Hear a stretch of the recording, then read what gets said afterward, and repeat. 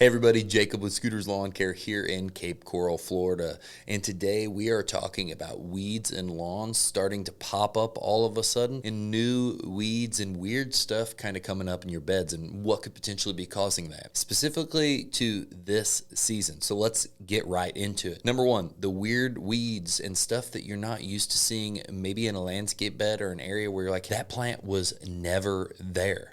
Well, with our area, we get a lot of high winds. There's been multiple hurricanes last year, and seeds can very easily be blown from one yard to another. Plants that propagate from just a small part, like a red tie, it could have pieces of it blown into the other lawn, and all of a sudden, if it's left there for a while, now you have new red ties in your lawn. So winds and hurricanes bring lots of high winds. This kind of stuff can bring stuff from your neighbor's lawn into your lawn and really start plants in that you've never expected to see before. Now, secondly, in your lawn, if you're starting to see weeds pop up or fill in areas, this is something that we see really heavy this time of year if lawns are drying out, meaning that they're not getting proper irrigation. Irrigation isn't maybe getting correct coverage, and all of a sudden we're getting a little bit of a yellowing of an area, and all of a sudden that lawn becomes weak. And when it's weakened, all of a sudden weeds will take its place. Weeds will start to fill in and they will flourish. So what we're going to want to do with these two separate areas, one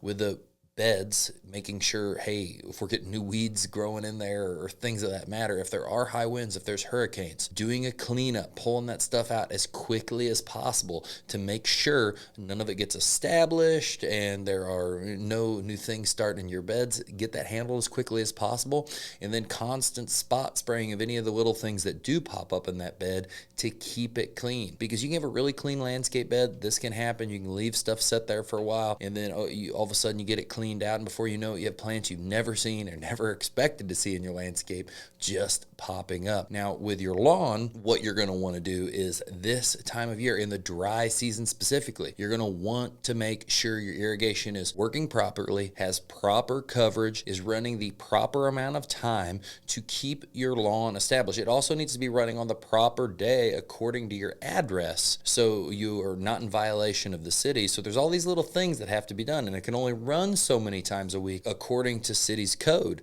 And so we need to make sure it's running optimally in those times so you don't get dry areas, because those areas will fill up with weeds. And on top of that, if you have a beautiful Saint Augustine lawn, if you let an area get too dry because the irrigation isn't working and there's no sporadic rains to help the lawn stay caught up with it, you will have total dead areas that die out, that will not come back, that you'll be waiting for grow back, which are going to be new little runners crossing over it and greening it up over time, or you're going to be resodding. But if you wait for it to fill back in, inevitably you will get weeds in that area, because the best protection for a lawn is its natural defense of a thick green lawn that shades the soil, so seeds, weed seeds, all these things you don't want don't grow and germinate anyway, because no matter what, there's stuff down there, and if you bare it off the ground, weeds would grow. But the shade, the canopy of the sod, the turf itself, is something that's really helping your lawn stay weed free, working hand in hand